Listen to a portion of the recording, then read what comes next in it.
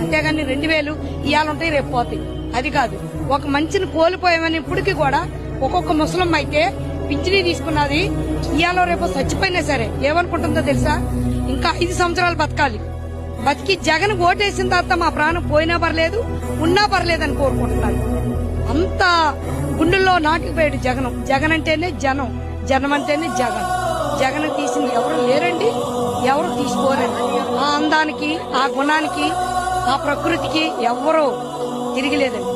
జగన్ అంటేనే జనం. జై జగన్, జై జగన్.